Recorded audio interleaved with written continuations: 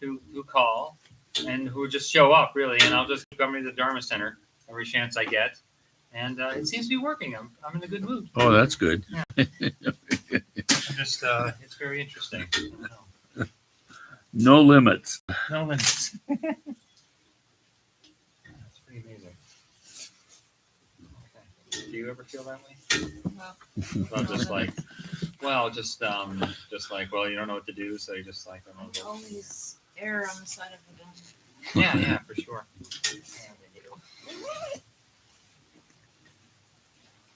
Yeah, I like. That's all there really is. Yeah.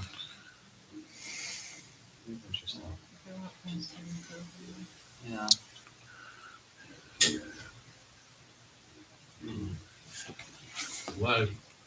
We're live. Alive. It's alive. It's alive. That's such a phenomenal. Just the way he did that. Well, I don't know who played the gentleman who played that scientist Right. in that, Right. But it was just so brilliant. Was it Boris Karloff? Was it him who played? No, it? he was the monster. He was I Frankenstein. he's Frankenstein. I don't know if He was Frankenstein, yeah. Gosh, and he was the more famous one. But now, oh my gosh. Someone told me they made a new Frankenstein Really? movie, a modern one with, I guess, some sort of a robot android or something as the monster. Oh, this was Lula's idea, Frank. He did my hair, and I forgot to do that. There you go. There you go. It's definitely a great read. I read Yeah. the book again Yeah, absolutely. 5 years ago. I'm still not finished. Yeah. It's so gripping. It's like, And she was 18 or 19. was she Byron's girlfriend? Oh. Shelley, right? yeah. Shelley. Those circles. Yeah, she was in the circles. It must have been Wasn't there amazing some sort times. of- I didn't read it, but recently I heard I gave it to Steffi to read because I knew you'd like it. But I haven't read it personally. I heard there was some sort of weird communist sort of or socialist ideology in it that wasn't. I'm not sure. I would love to read the commentary. Right. Yeah, it just puts ideas in my Well, I'm not saying that those ideas are wrong or anything like that. I'm just saying, like, I was just wondering if there was an agenda behind the book. Did you feel like there was? I'm sure there is. Yeah, I don't know. I decided I was going to read it. I figured No, I gave it to you to read. I got it. I'm like, oh, I need to read this. I'm like, no, Steffi needs to read this. I gave it to you. And you did. And you liked it. Oh, you did? Who was Mary Shelley? Oh, she was married to Shelley the poet. Oh, there we go. Percy Shelley. Percy Bysshe Shelley. Wow. Amazing. Really. Yeah. Amazing. Did you tell Frank what you just recently got read too? Like one of the greatest books of all time? The Phantom Toll Booth. Frank, have you read The Phantom Toll Booth? No. Wow. Is- I think it's right up your alley. I think you'd love it. When was this written? 63 or 73. Oh, wow. 60, maybe 64 or so. Wow. I think, oh, no. It's one of the greatest children's books, but it's Children's beyond book. Oh, wow. It's beyond that, actually. It's more Yeah. of a, it's just an absolutely amazing book. It's an absolutely amazing book. Yeah. It's an amazing book. I've read it now like maybe 10 Wow. times. I finally read it to Steffi. Not an easy. I think you'd love it, actually. Name of it again? The Toll Booth? Oh, The Phantom Toll Booth. The Phantom Toll Booth. But it's so well, it's just absolutely, it's just so well done. It's so well done. Who wrote it? Yeah, all ages love it. What is the author's name again? Oh, he only wrote one book too. No, he had like maybe a follow-up. The Phantom Toll Booth. I don't remember his last name. I'll remember. All right. So good evening, everyone. We're kind of holding down the fort while Kempo is in Washington. And we've been going through Thinley Norbu Rinpoche's introduction to the Dudjom Tersar Nundro. And he's starting out right at the top, as is his wont, about the two truths. I mean, in other words, the whole thing is done with the vast view.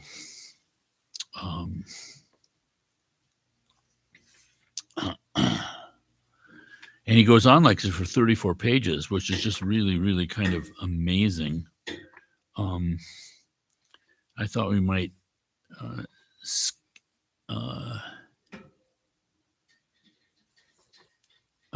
skip forward a little bit this evening and read a couple of the quotes and then come back to it perhaps.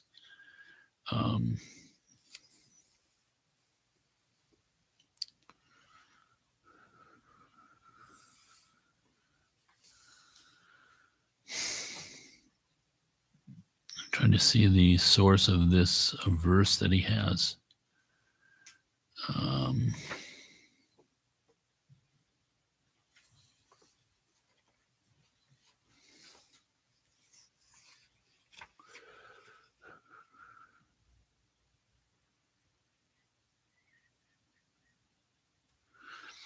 Well, just briefly,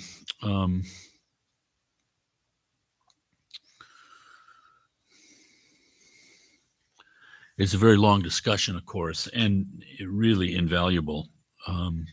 Here's one verse. This is from Rongzompa, I believe, who was a great Nyingma master.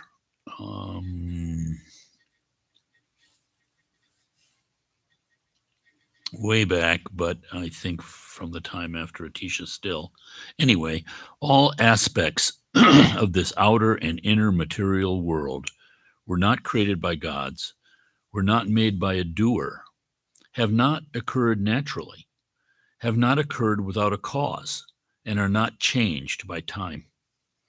They only occur through the characteristics of the root and contributing circumstances of interdependent relative truth. Cause depends on result. Result depends on cause, not occurring independently. Whenever root and contributing circumstances join together, then there is a result. If root and contributing circumstances do not join, then nothing occurs. It is impossible for root circumstances to be obstructed. They only depend on the arising of contributing circumstances. So when the passions and karma and their suffering are all transcended, including one's own skandhas without anything remaining, then one attains the space of enlightenment. And that is the Buddhist belief. Frank, was there any more definitions about root? About root? Yeah. The root circumstance, Yeah. the root, those seeds that are planted in the alaya, Yeah. in the store consciousness. Right. The box shots.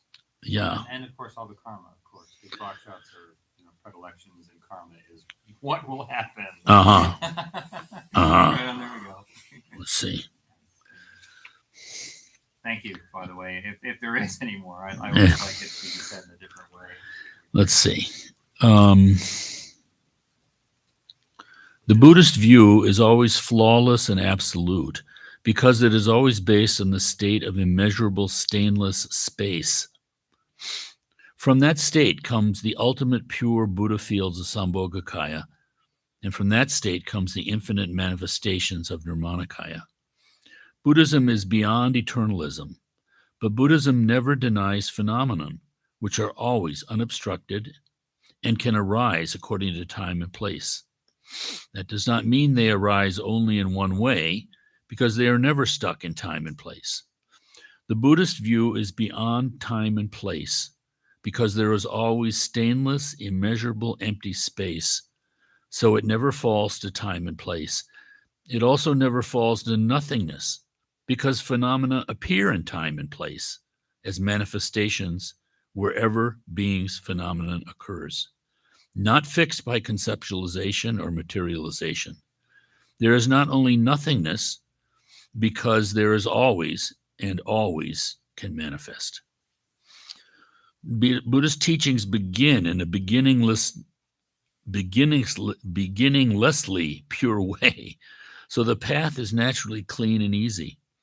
In Buddhism, whatever eternalist beliefs are held are not denied, although Buddhism does not accept the eternalist supreme view or totally believe in eternalist characterizations of gods.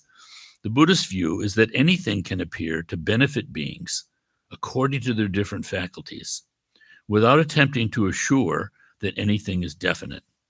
Therefore, when Buddhism explains eternalist and nihilist views and explains that eternalism has many different views, while Buddhism does not accept these views as ultimate, there is no objection to whatever gods appear according to eternalism, which depends on time and individual capacity. Also, since Buddhism teaches that there is manifestation, although these manifestations are fully enlightened, they can appear in any impure or pure aspect, depending on time and depending on the individual being's faculties resulting from previous karma. So our mind is stained. The lens through which we see things with our mind is stained by our previous karma, and that affects our perception. It's said, you think about the Buddha 2,600 years ago, sitting under a tree and teaching. There were people who came and all they saw was an old man sitting under a tree. It's so helpful, I think, when you see the representations of Buddha, the Sambhogakaya, like Vajradhara. It's like there were people who looked at the Buddha and that's what they saw. And so you realize how limited our perception is. Generally, in Buddhism, gods are considered not ultimate but temporary because gods themselves cannot give up a self.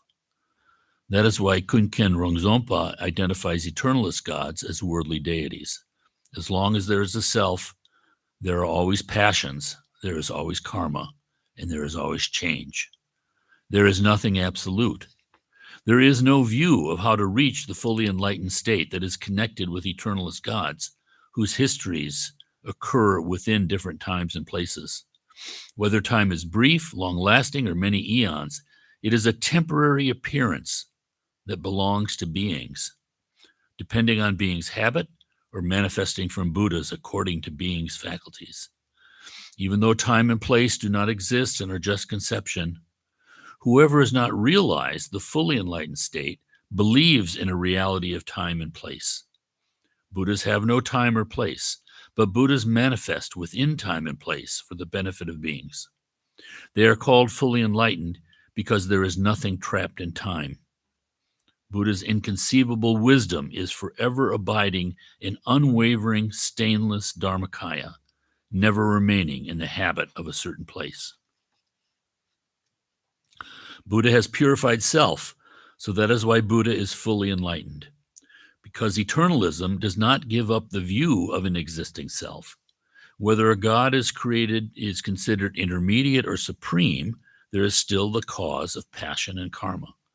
Even though the way the appearances of gods arise seems positive according to history or to an individual's experience, and excels beyond the appearances of ordinary human beings.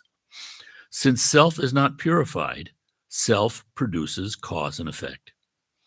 Whenever there is cause and effect, a possessor comes, and there is samsara, no matter what aspect of gods arises.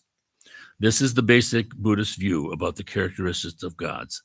The contrast between eternalist and Buddhist view of gods is comparable to the contrast between the Western geographical system, which from a Buddhist perspective only concerns one small part of the phenomenon of the world. Yeah. Right. Can you please read the part where it said, wherever there's self, samsara arises against just one point? I'm so sorry to interrupt, but I just like that one got me slightly, and I wasn't able to process. It was maybe like the top of the paragraph. Perhaps. Let's see. Buddha has purified self. Okay. All right. Thank you. So that is why Buddha is fully enlightened. Okay. Can you start there again? Is that okay? Yeah. Thank you. Because eternalism does not give up the view of an existing self. Whether a god is considered intermediate or supreme, there is still the cause of passions and karma. even though the way the appearances of gods arise seems positive according to history or an individual's experience and excels beyond the experiences of ordinary human beings. Since self is not purified, self produces cause and effect. Whenever there is cause and effect, a possessor comes, and there is samsara, no matter what aspect of gods arises. This is the basic Buddhist view about the characteristics of gods. The contrast between eternalist and Buddhist view of gods is comparable to the contrast between the Western geographical system, from which a Buddhist perspective only concerns one small part of the phenomena of this world, and the Buddhist geographical system, which is about all phenomenon and is related to sentient beings according to time and space.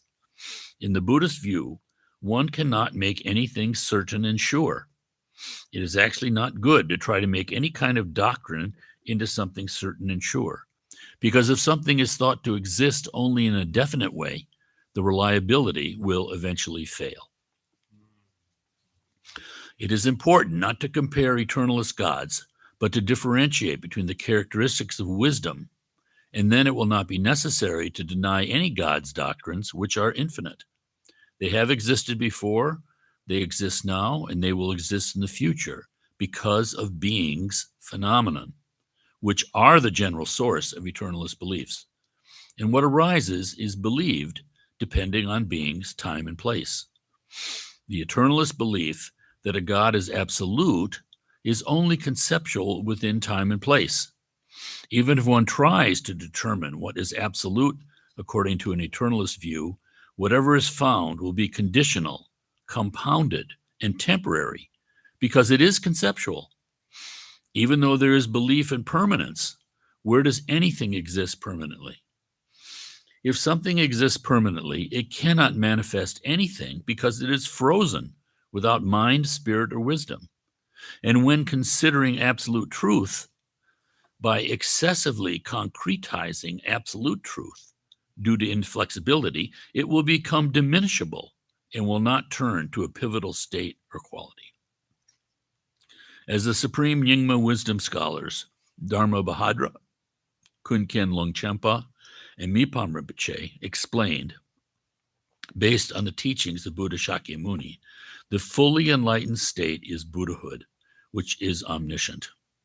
So again, he's quoting Longchenpa, who's from the 1800s, and Mipam. Mipam was, I believe, a direct student of Patrul Rinpoche. The fully enlightened state is Buddhahood, which is omniscient. At that time, it does not matter who is considered to be great, greatest, or absolute, since this measurement does not go beyond conception. In Buddhism, there is nothing more omniscient than Buddha, yet this is not an eternalist view. What is Buddhism? In brief, it is beyond eternalism and nihilism, and neither of these views is accepted or denied. Interesting, right? Beyond eternalism and nihilism, neither of these views is accepted or denied. As Longchenpa said, self is Samantabhadra. Now, again, in Tibetan, Kuntuzangpo. Self is Samantabhadra. Other is Samantabhadra. Eternalism is Samantabhadra. Nihilism is Samantabhadra. In the expanse of Samantabhadra, there is no self, other, eternalism, or nihilism.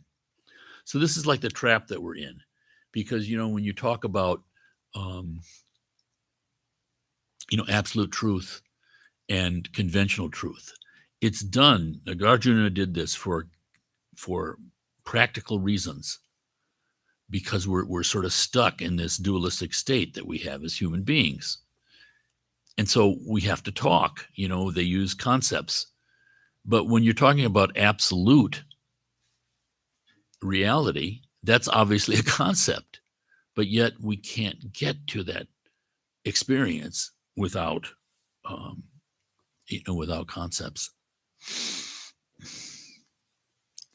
Buddhism always accepts the different doctrines Buddhism always accepts that different doctrines occur to benefit beings according to their faculties. But Buddhism does not take the side of permanence, as eternalists do. Also, Buddhism does not take the side of nothingness, as nihilists do, because there are always phenomena. As much as there is inconceivable empty space, that much do appearances arise. So Buddhism never remains in a nihilist view. Buddhism explains that the nature of truth is inconceivable, beyond expressibility. So a certain time or direction cannot be made for it in a certain way. Individually, or according to the shared agreement of complementary groups, a time or direction can temporarily be made if one wishes, but it actually is not going to be that way because it is compounded by substance habit and conceptualized and will diminish, as it says in Sutra, instantly for some beings, slowly for some beings. Depending on what beings want, Buddha emanates whatever time is ripening. So it so puts us on us. This is the great empowerment, really. Buddha is not staying away. Realization is not staying away because we're being punished or something. We are the ones that have Buddha nature. We're realizing something that's closer to us than our own eyes. But of course, we don't feel that way. So the great skillfulness in all of this, this 84,000 heaps of methods, it's just inconceivable blessings because we don't have to try to make them work. That's the other thing. You can feel this in your own meditation, where you're trying to make something work.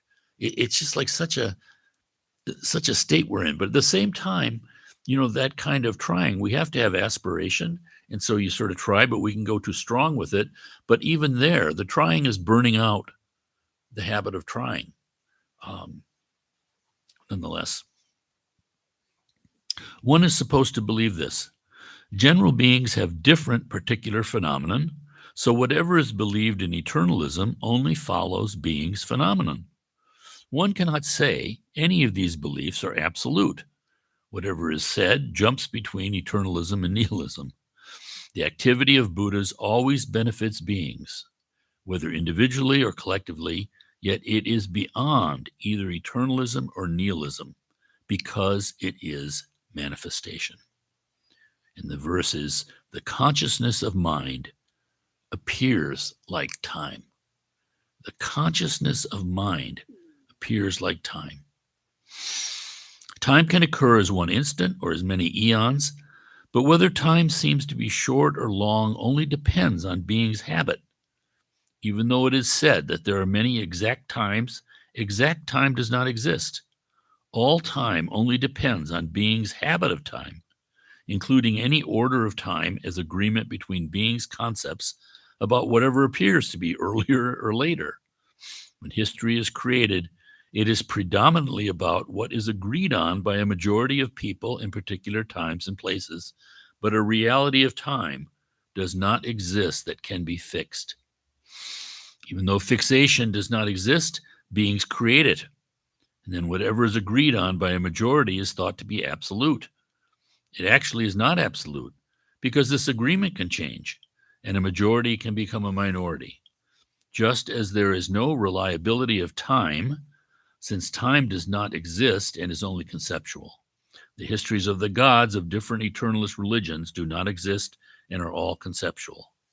Within time and place, arguments occur from the conceptions of order and disorder of majorities and minorities who try to solidify time and place, but it is easily recognized these arguments are only conceptions about time and place.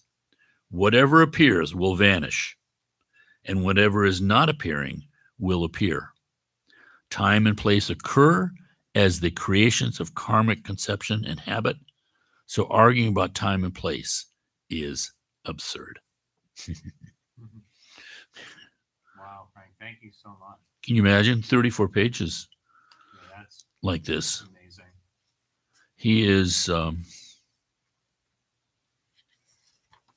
brilliant.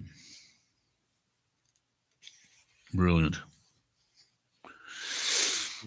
it's amazing to be able. Well, just like why we like poetry. I mean, Uh-huh. we all understand the emotion, but to describe that and to have someone else feel it from our words is tremendous. What a skill! Yeah. What a skill! I'm just so impressed. Yeah. What Absolutely. a great book. Thank you, Frank. That was fantastic. Yeah, you're entirely welcome.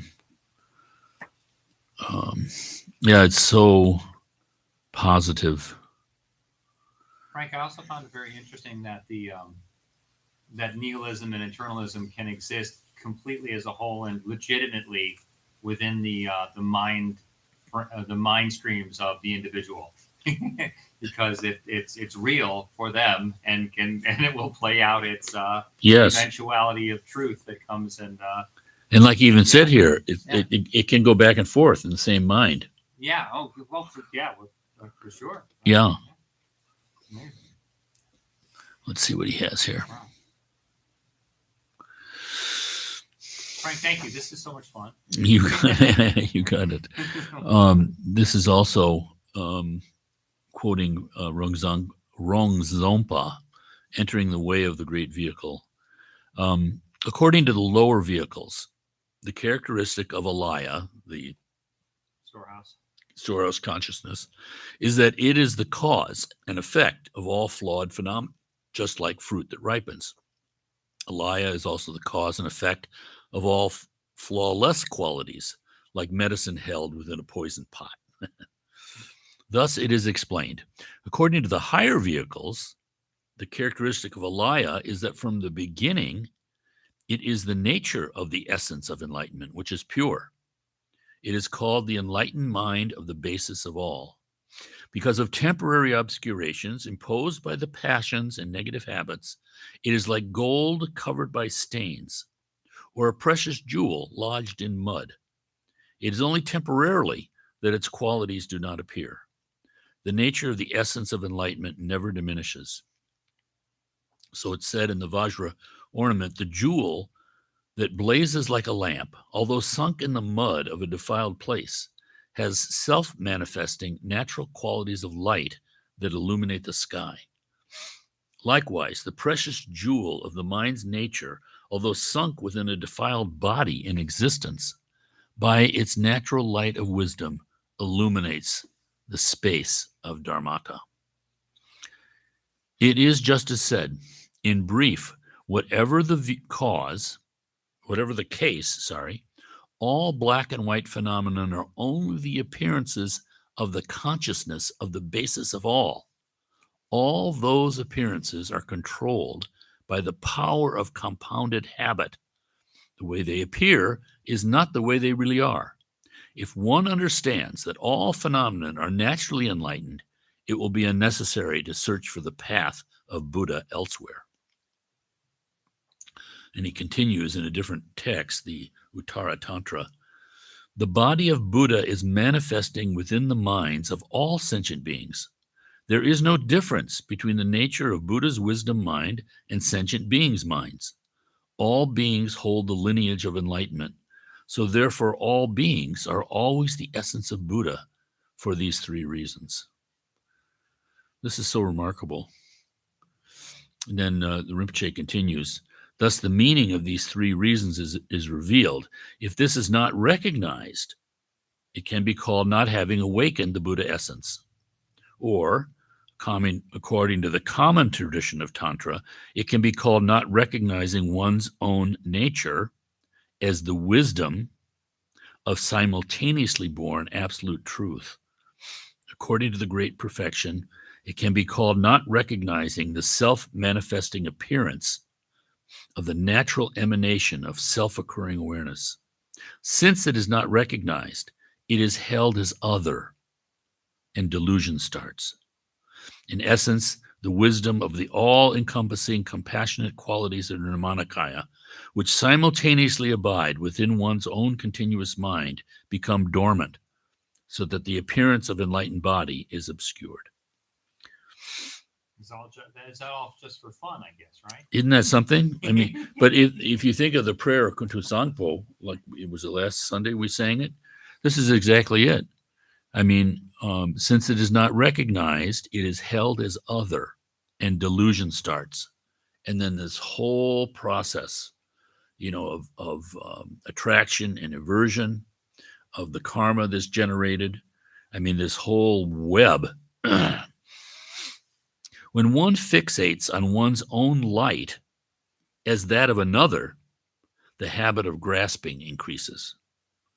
This is like the rays of the sun warming the earth, from which the subtle substance of heat arises. From that comes the gross substance of vapor, which turns into gross clouds formations. The cloud formations gather and become extremely dense and turbulent, then cool, turning into the obvious physical object of the extremely gross substance of rainfall. In the same way, externally through earth and water, and internally through flesh, which is the element earth, and blood, which is the element water, and so on, the skandhas of form and feeling occur, increasing the secret passion of desire. Because of the dormancy of the natural clear qualities of Sambhogakaya, which are pure sound, pure light, pure radiance, its manifestation of pure sound, light, and radiance is fixated on, and a grasping mind occurs. As this habit increases, it appears externally as fire and wind, and internally as physical warmth and breath, and so on. With dependence on this, the skandhas of perception and intention occur, increasing the secret passion of hatred. Instead of Dharmakaya's quality of the essence of wisdom emptiness, when there is fixation on empty nothingness, Dharmakaya becomes dormant within the alaya. As this habit increases, it appears externally as space and internally as the relative essential fluid of the enlightened mind.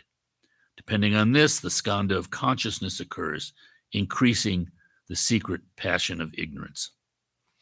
In this way, the basis of the three kayas, the three Buddha bodies, become dormant, which is the condition through which the passions of the three root poisons occur. All gross and subtle passions increase from the passions of the three root passions, one after another. From this interdependency of the gathering of root and contributing circumstances of the subtle outer and inner elements, the sentient beings of the formless realm occur. From the interdependency of root and contributing circumstances of the outer and inner elements, becoming slightly more coarse, the sentient beings of the form realm occur. From the interdependency of root and contributing circumstances of the outer and inner elements, becoming very coarse, the sentient beings of the desire realm occur. The three realms occur in this way. This is just mind-boggling. That I'd love to study more, but I just don't feel like it. What that just seems like I'd be just getting down the intellectual rabbit hole. Right. It sounds really interesting, but what did the Buddha say? Why? Why would you want to do that? And I just want to cultivate correct view. But here, as mentioned earlier, I like it. within the continuity of the mind of all sentient beings, the empty space of Dharmakaya, naturally clear Sambhogakaya, and all pervasively compassionate Nirmanakaya abide as dormant. Within the continuity mind of all sentient beings, the three bodies abide as dormant. In order to achieve a stage that is without deception, one must be able to fully manifest the qualities of the three kayas that abide in the basis. To do this, one must train in three aspects of wisdom, which are the wisdom of hearing, the wisdom of contemplating, and the wisdom of meditating. Those who are expanding their perception through these three wisdoms are called those who are entering the path, or practitioners. Whoever is a practitioner must first, from the beginning, rely on the guidance of a fully qualified sublime Lama. The verse is, before a Lama appeared, there was not even the name of Buddha. Even all of the 1,000 Buddhas of this eon became enlightened by relying on a Lama. And Rinpoche has a footnote here. He says, modern people do not like to rely on a Lama due to nihilist self-esteem and egoism, but it is necessary to rely on a Lama. So, I by the way, I'm not 100% sure of this, but didn't Shakyamuni Buddha, they take like 16 million trillion years to like, because he was doing it on his own thing, like basically, is that the case? Obviously, he must have had stains and things like that, but I heard that basically he did it by himself. Is that roughly the case? I mean, he did have his teachers and learned meditation, but it seemed like he already knew all those. Anyway, can you? I asked, I asked Lama Tarchin something similar, Yeah. and he said to me, "Well, it said, yeah, the Buddha, to tradition, the Buddha practiced for 3 kalpas, Yeah, right. practicing bodhicitta continuously, and also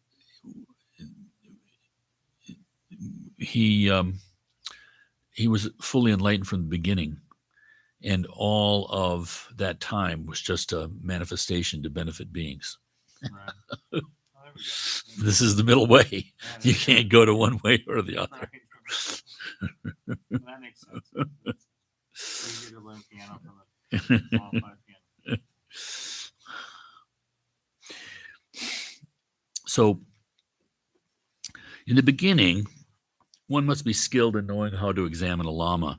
It's mentioned in all the sutras, tantras, and shastras. Shastras are the commentaries.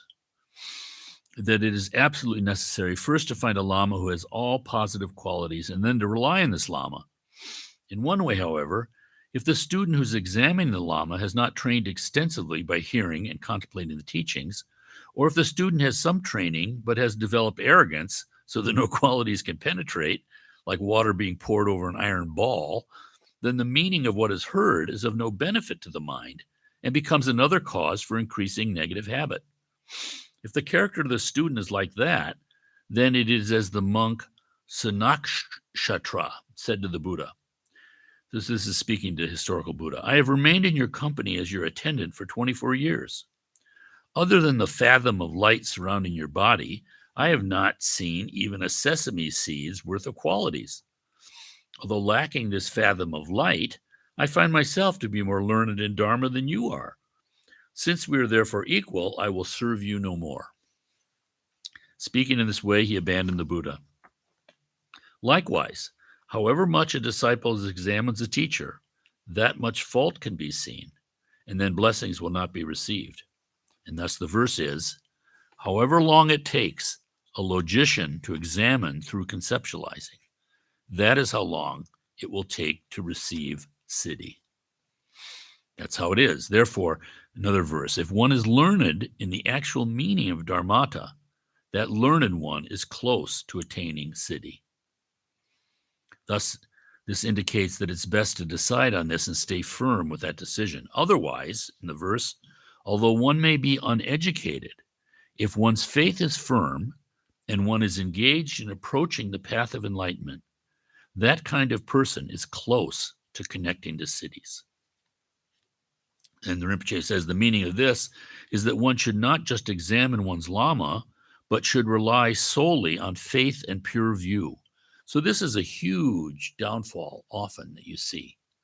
Not just examine one's lama. What do we do in the West? Everyone's examining different lamas, everything with this critical mind. Critical mind is important, but when the critical mind is devoid of faith and pure view. And what is faith? Faith is not blind faith. Faith is giving yourself the validity and the credence of what you have experienced. If so, this will be beneficial in not delaying the accomplishment of Dharma. If one thinks, how can I know how this Buddha nature blossoms? It is said in the Uma Jukpa, another text, although it is still the time of being an ordinary person, having heard of the nature of emptiness, extreme joy arises again and again and again from deep within.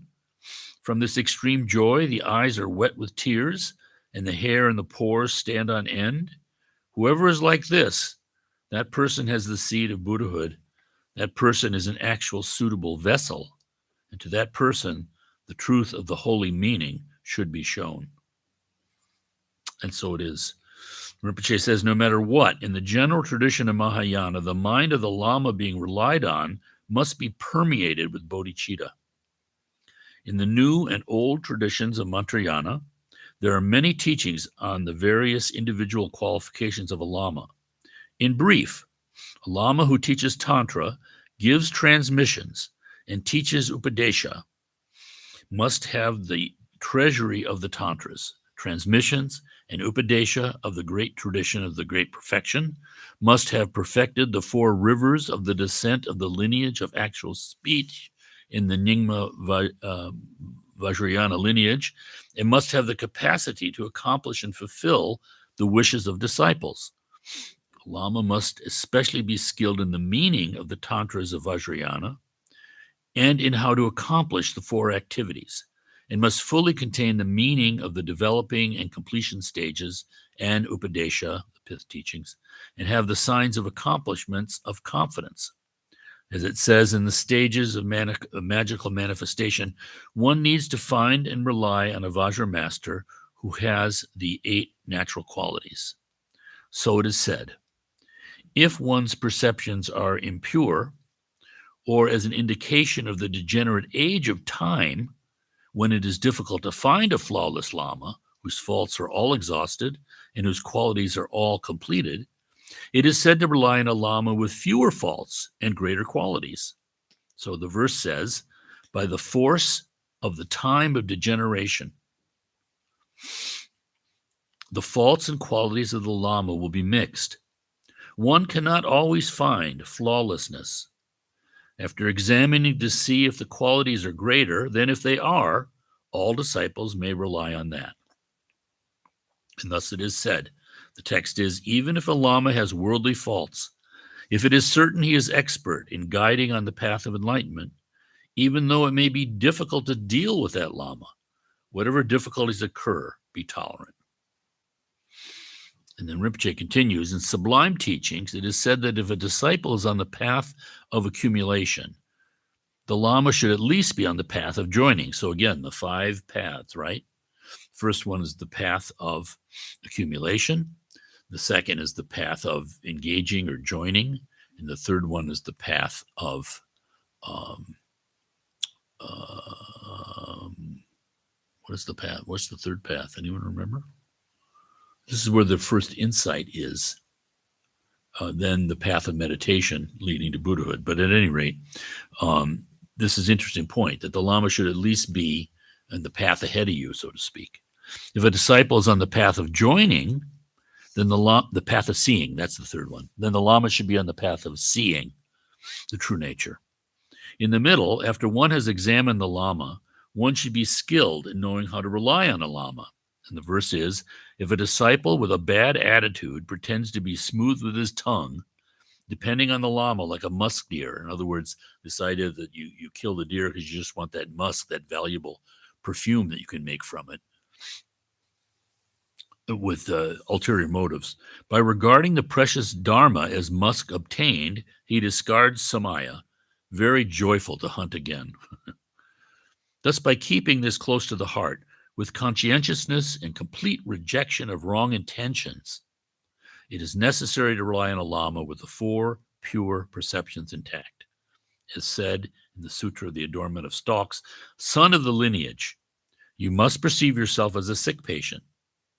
Perceive Dharma as medicine. Perceive constant emphasis on practice as the urgently needed cure, and perceive the virtuous spiritual guide as the most skillful doctor. And then it said, son of the lineage, concerning your virtuous spiritual guide, your mind should be like the solid earth, willing to take on any burden without becoming discouraged. Your mind should be like the Vajra, irreversible and unaffected by harm. Without breaking your Lama's word, have the mind of a true disciple. Whatever your Lama asks of you, listen with the mind of a servant. Without arrogance, be like the best of the herd with a broken horn. As it is said, one must rely on a Lama.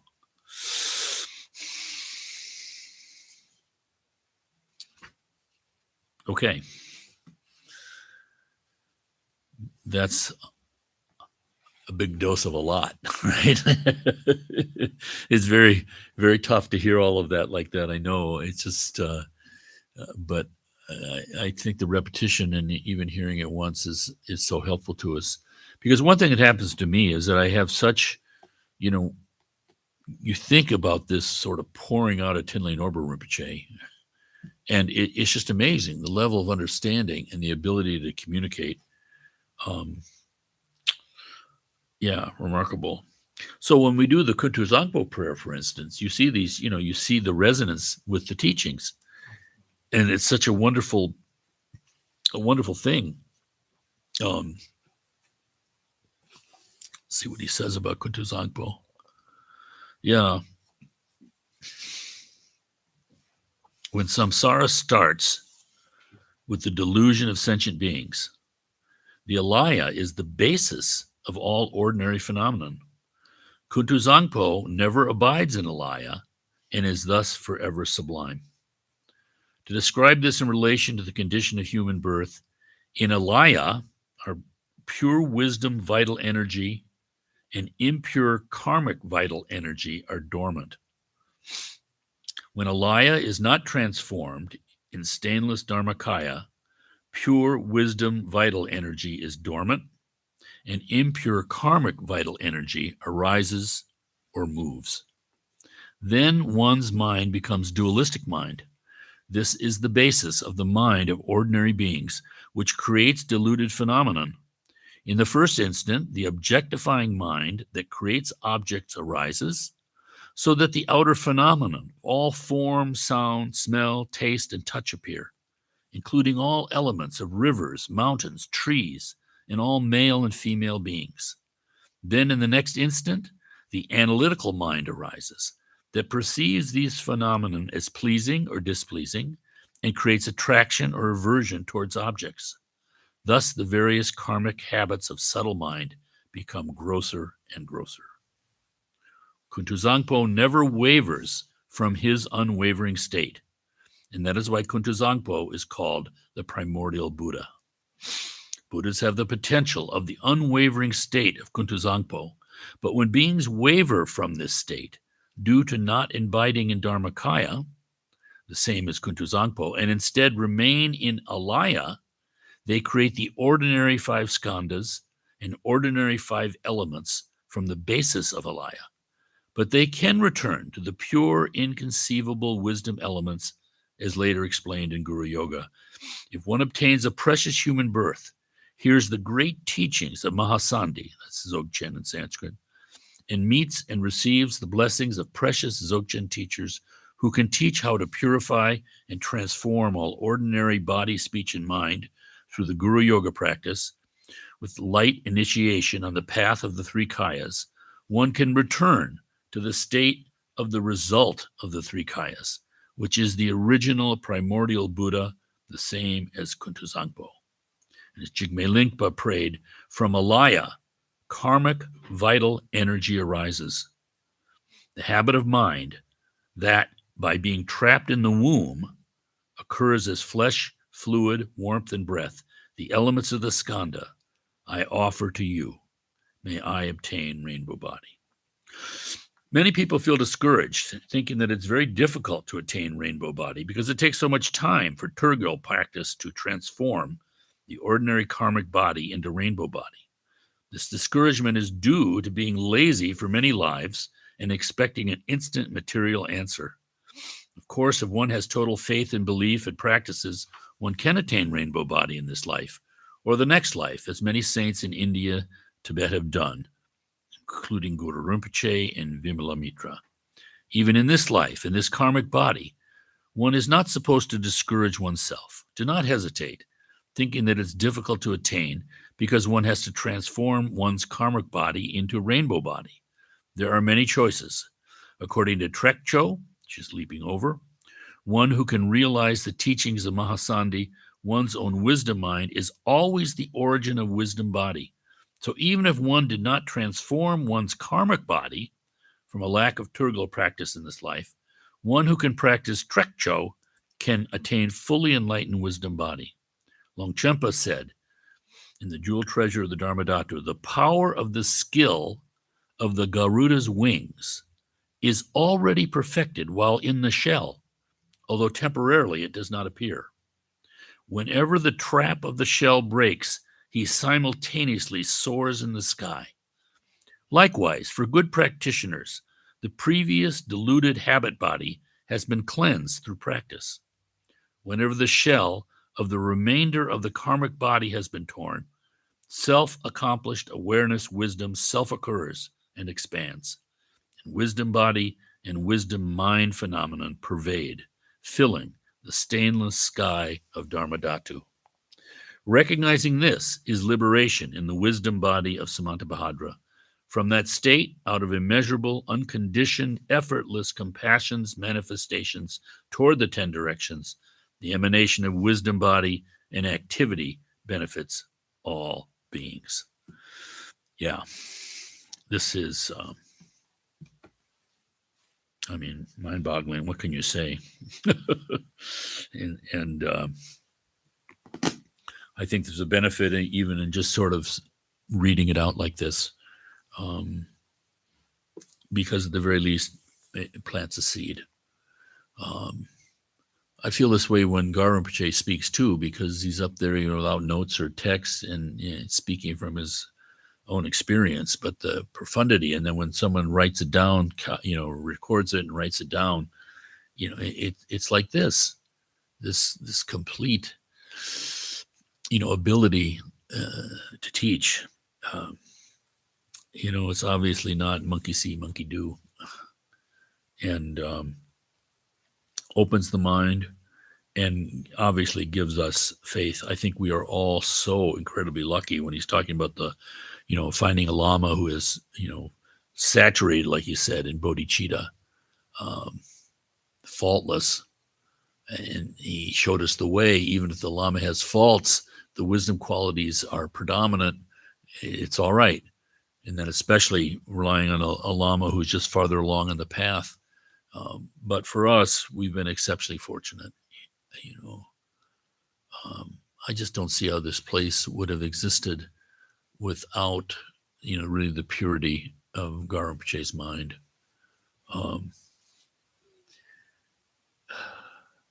Really nothing you can say about it. It's just amazing, I think, about, our own life experience in that and all the starts and stops, you might say, or even just the kind of blind kind of gropings. Truly amazing. I mean, he came to all of us. None of us really sought him out. It's mind-boggling to me. Okay. Forgive all my wordiness. Anything from anybody this morning, this evening? What time is it?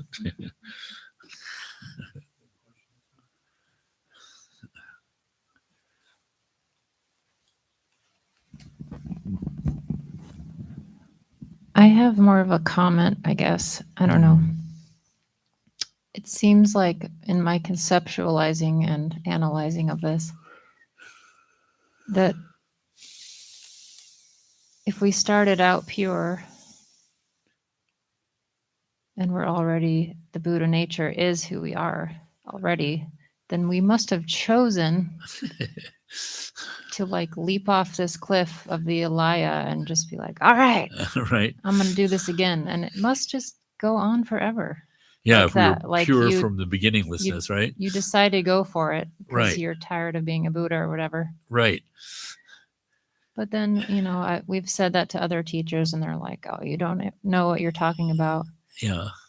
But if it's beginningless, then it's endless. And it Right. seems like, I'm overthinking it, but these words make me think Yeah, about like that. how did we get here, so to speak? We must have chosen Yeah.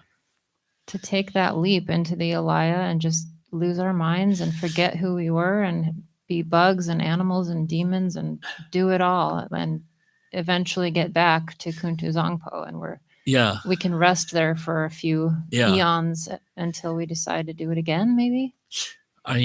I think, I don't know, but I think maybe choice isn't involved in it.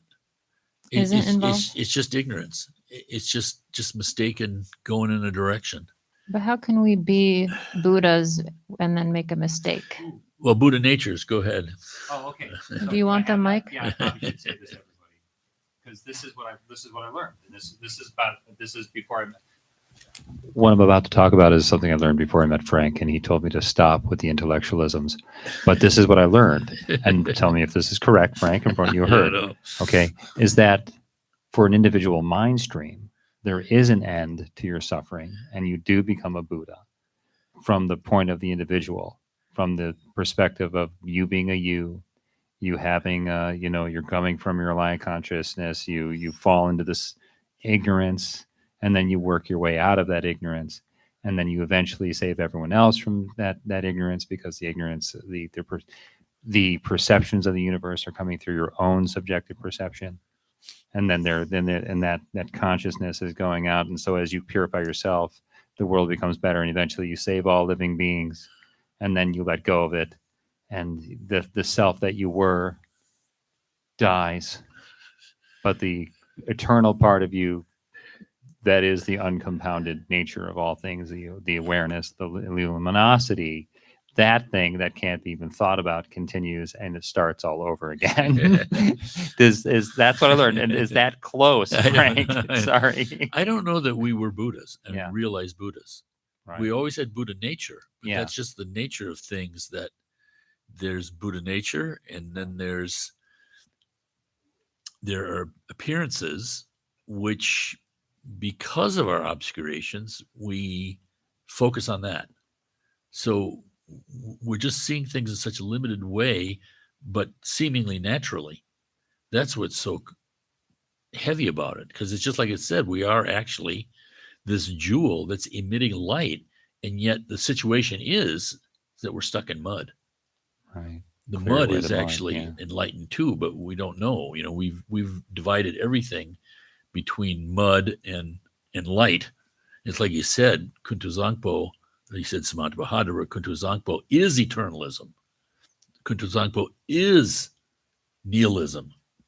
Whereas the way that we think, I want to run away from nihilism, and although I can see some benefits in eternalism, at least there's a basis for virtue and therefore positive karma, still I don't want to get, attached to all of that. I want to maintain the middle way.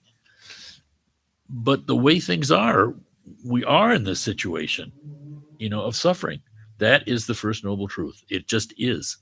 And so even if there is some sort of, I don't know, like vast theology or something explaining how that is, what does that do for us?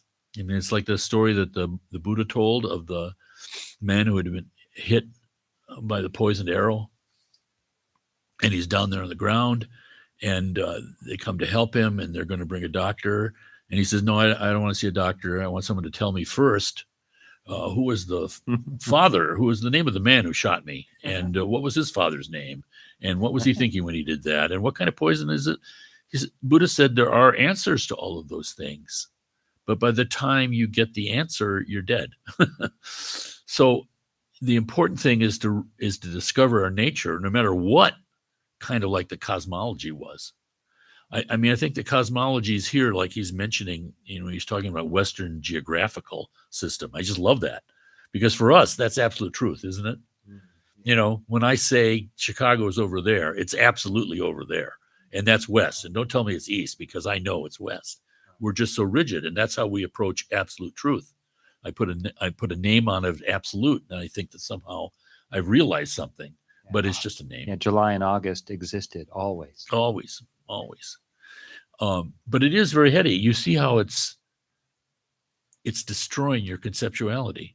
You see the limit of your conceptuality, trying to figure it out. I want to know this kind of answer, because we do have a kind of a curiosity in that.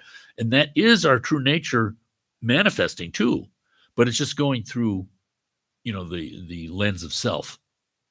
I want to understand. And so that's what's so tricky about it, because realization can come when people stop trying for realization. But if you're not trying for realization, that moment of relaxation never comes either. So we're damned if we do, damned if we don't. Or another way of saying it is that we really benefit. The whole thing is blessings. And Frank, so the only way we can really do anything is through having a self, and it's kind of you can't. Buddha can't. tried. He tried to destroy himself. That was the ascetic path. He almost killed himself. Yeah. And he saw that was false too, because that's a subtle kind of clinging to the self. And it denies the reality of what's actually happening I mean, as far as we see the self, we concretize it and we make it into something that it is not. But that sort of the dynamic flowing of what we call the self, we don't see that. We somehow think it's some sort of a solid thing. And that's just the mistake we're making again and again and again. Amazing. So I don't know. It's a very, very kind of, like he said, razor's edge. The Buddha said it's like a razor's edge. And I think that's very true. It's this complete free flowing. And if you just go around dancing and thinking that you're free flowing, you have the idea that you're being free flowing. So you're not free flowing, actually. You're still just acting out of some concept. And yet, at the same time, for each one of us, there are moments, you see your child in danger. There's no conception there. It's just, pure experience. And then, but the conception comes so quickly after we see that in meditation for sure. Yeah. Interesting that you just mentioned being in the present moment, and how everything's being filtered through our past conceptions always, but to have that moment of seeing your child in danger and just reacting, and that being, like my teacher would throw something at me originally, let's just sort of catch it. See, it's like, that's it. Right. And the way you said it, Frank was a genius with this one. I like the way you said it was, what are you thinking about when you're sneezing? Right. And even when we start looking at it, we see, because you can't even find the present moment. I mean, think about it. It's just amazing. It's just amazing. I live in the present moment, but I can't find the present moment. Right. That's actually pointing to our vastness, and our great freedom. But we think freedom comes from somehow solidifying this ego.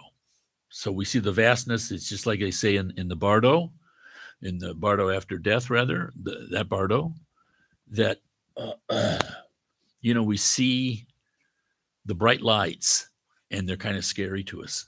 But we see the dull lights and they seem a little bit safer. So we go to the dull lights. We're afraid of our own radiance. We're afraid of our own brilliance. And it's really true. It's really true. Okay. Sorry I couldn't answer your question, Steffi, but I'm glad you had it. I always go back. Okay, my cup. I always go. Turn it off. I always go back to that question I've asked you before. Mm-hmm. But they talk about it, so then I'm thinking about it. Right. They say we mistakenly saw our own light as other. Yeah. So I'm thinking, well, what were we doing before that moment of mistake? Right. What were we and what were we doing and how did we make this mistake? Right. Like, Well, the 5 Buddha families. Right. and then but it's just my ego. Well, wanting to have a self that made a mistake. Or wanting to have a conceptual explanation of this Right. whole process. So That's what's so crazy is all these teachings, but you can't conceptualize it. Right. Well, but the conceptualization of the teaching is a way to show you that you exhaust your conceptualization with it. Right. So the good thing is that you have that question, because for having that question there, it's like a tuning fork, or a vibrating thing that keeps you, even your conceptual mind is engaged with this. Right. And that's great, because it said that the whole vast shell that we have of ourselves with great awakening just suddenly breaks. It's like it said here, the infinite light is going out to the whole Dharmakaya. And it was like, oh my God. So that's it. We have to have this kind of questioning. We have this kind of want to understand. And these teachings all allow us to say, it at least gives you the understanding that, well, this is a deeply realized teacher talking like this. So there must be some sort of understanding, or else there wouldn't even be an attempt to talk about it conceptually. So conceptual mind is our great ally, but it's a terrible teacher, when we attach. So true. Yeah. Thank you. Frank, I love the way you keep. It is tremendous, and this is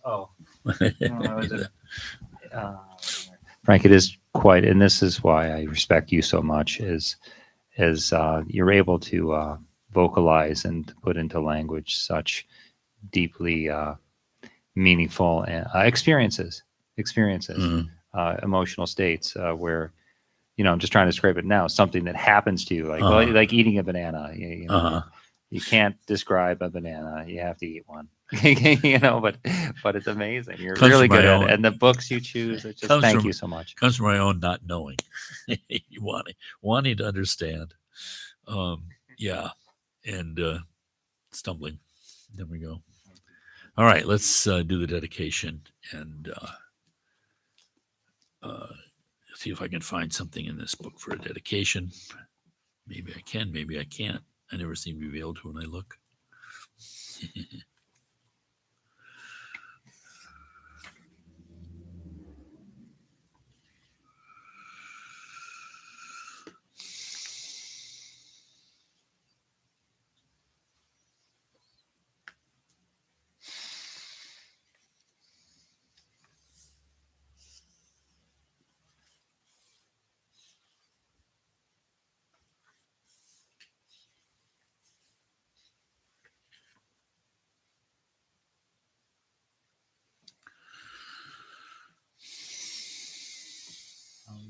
Mhm.